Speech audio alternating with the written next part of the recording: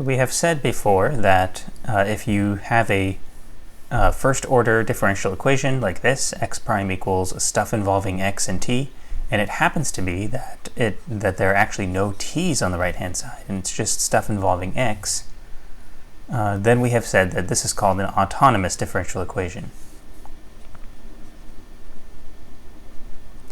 And it's worth paying attention to this situation and giving it a separate kind of name, because here's a situation where you can determine how the state of the system is going to change by knowing purely just what is the current state of the system. So this allowed us to sort of draw a phase line and then be like, okay, at every point on the phase line, we can draw an arrow saying describing how the system is going to change from here, as opposed to when there's a time component here. Then you can't really draw this, right? You would be drawing one frame of what would really be an animation.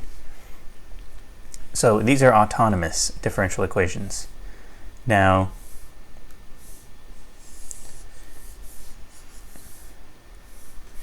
let's suppose you are looking at, instead of just one unknown function, x of t, two unknown functions, like x of t, y of t, or maybe three, and so on. Then you can package them together into one unknown, let's call it a vector of functions, a list of functions. Then let me just stick a little vector symbol here. If there were a t here, then this would not be autonomous. It would be just the general. Okay, actually let me stick also a vector symbol here. So what this means, this sort of compact notation, this means, first of all, since there's a vector symbol here and here, this equality is really about two equalities. It's like x prime equals something and y prime equals something. And this function f has two components. And then the fact that there's a vector symbol here tells me that x and y and z and whatever else can get involved in all as arguments in f. Normally, you would have a t here for a first-order differential equation system, and then you would say that's not autonomous. And then if there is no t, if it's just like this, then that's autonomous. So writing things out fully, say with two variables, this is autonomous. Let's say f1 and f2 of x and y, no t's. This is autonomous. And it's the same deal, basically. Instead of a phase line, you've got a phase plane. And with this setup, at any given point, there is a velocity vector, which is sort of the vector with these two components, f1 and f2. There's some vector that you can draw that says, here's how the system will change from here. And you can sort of fill the phase plane with these arrows describing how the system would change from different places. And then you can envision, even without having a solution, you can imagine what solutions would look like, because you know that they would follow the arrows. And we talked about that earlier this week. We called this a vector field, when you have this sort of field of arrows in the plane. Anyway, this is something you can do when you have an autonomous differential equation system. If there were, if time showed up here, if I had t's showing up here and here, then this would be more like animated, right? If you drew arrows in one configuration, at a later time, all the arrows can shift, right? And then anything you say about stability of critical points or anything like that, you have no idea if that's really true, because you're only looking at one frame. As soon as you hit play and you let time run forward, the arrows can move around, and things that used to be stable become unstable, and you just have no idea what's going on. But if there's no time there, then it's all one sort of still image, these arrows, and the trajectory will follow along the flow dictated by the arrows. So people literally use that terminology. Sometimes when you have an autonomous system of differential equations like this, the solutions make up what is called the flow for this vector field. Okay, so let me stick to using the compact notation for a little bit. So let's say you have an autonomous system of differential equations. So this is like x prime y prime equals f1, f2 of x and y. So there's an autonomous system of differential equations.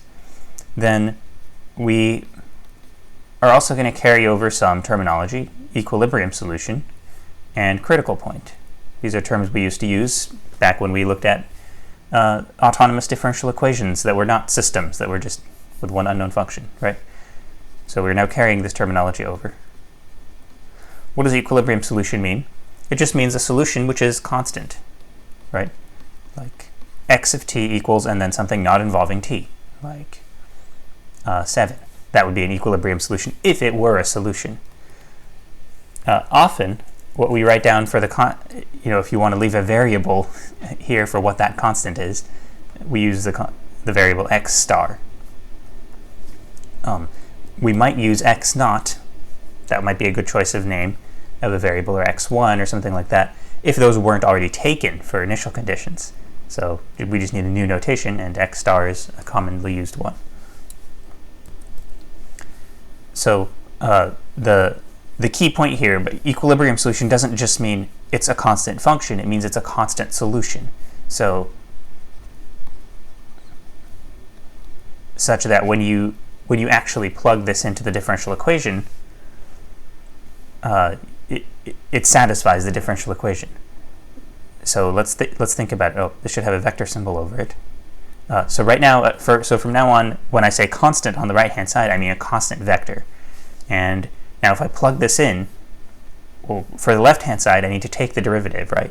What's the derivative of a constant is 0. The 0 vector here. And then for the right-hand side, I just plug it in. I stuff it into the function.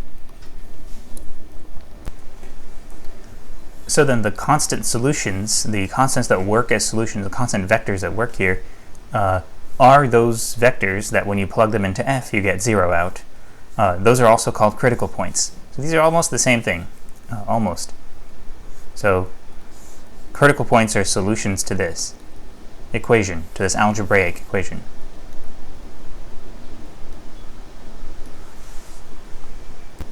So the notation x star is our notation for a critical point. So the idea is that in the phase plane, so here's the xy plane, if there are certain points that are critical points. There will just be a few of them, maybe just one, often just one. But let's say these are all critical points, here, here, here, here. Sometimes you have a lot, sometimes you have infinitely many of them, actually, we'll see, but often you will just have a handful like this. Then what that means is if you plot solution trajectories, well, anything starting at a critical point stays there. So actually you have a solution trajectory that just looks like a dot concentrated right there. And there's a solution trajectory right there, one right there, one right there. And these dots don't look like trajectories, they look like dots, but they are trajectories in the sense that you've got a solution playing out over time. It's like an animation, but it's just not moving, right? So you hit play, and then instead of watching it move around and do stuff, it would just sit there. Now, you also have this idea of stable and unstable and stuff like that, where nearby trajectories can go back to, can go and try to go towards the critical point that's near them, or they might run away and wander off and go to another critical point, stuff like that. The terminology is a little bit more subtle as to what, you do have the terminology of stable and unstable, but you can also have more interesting things happen, like some critical points can have nearby solution trajectories just kind of orbiting, depending on what the initial conditions are. If you push it a little bit away, then it just starts orbiting that far away or something like that. So more interesting things can happen. And what would you call this? Okay, so we'll discuss whether that's stable or unstable at the end of the lecture. Now, we're still interested in solving differential equations. So we are definitely in the end interested in getting these actual solution trajectories, but to start with, for this lecture and for the associated homework, we'll mainly have you looking at just the critical points, just getting the critical points to begin with. So getting the easiest solutions that are there, the constant ones. Okay, now let's go to the context that we are mainly spending our time in Chapter 4, which is not x prime equals any old function of x, which would be what a random autonomous differential equation looks like, but rather x prime equals a matrix of constants applied to x. So this is what we were calling linear, homogeneous, constant coefficients, one of these kind of system of differential equations. So for this, it is autonomous, right? There's no t here. There's no explicit mention of time on the right-hand side. So this is autonomous. If I don't tell you what A is, can you answer the question as to whether there are critical points and where they are? Well, sort of. So a critical point would satisfy right-hand side equals 0, like that, right? This is the equation a critical point would satisfy. Does anything satisfy this? Yes, 0 does, right? So here's a critical point at the origin. So anytime you have one of these, there's going to be a critical point at the origin, at least. Are there any others? Any other critical points? So you'll notice the critical points are actually just the points that are in the null space of F, right? They're just the points that A kills.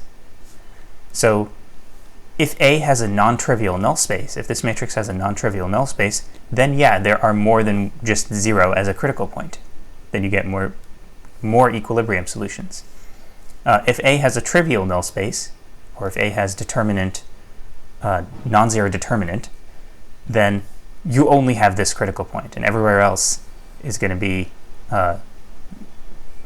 the trajectory starting anywhere else would be moving somehow. They wouldn't just stay there. Okay, so here, just summarizing, here I'm asking this question, are there any critical points other than 0 for this differential equation? And the answer is yes, if A has a non-trivial null space. In other words, yes, if the determinant of A is 0.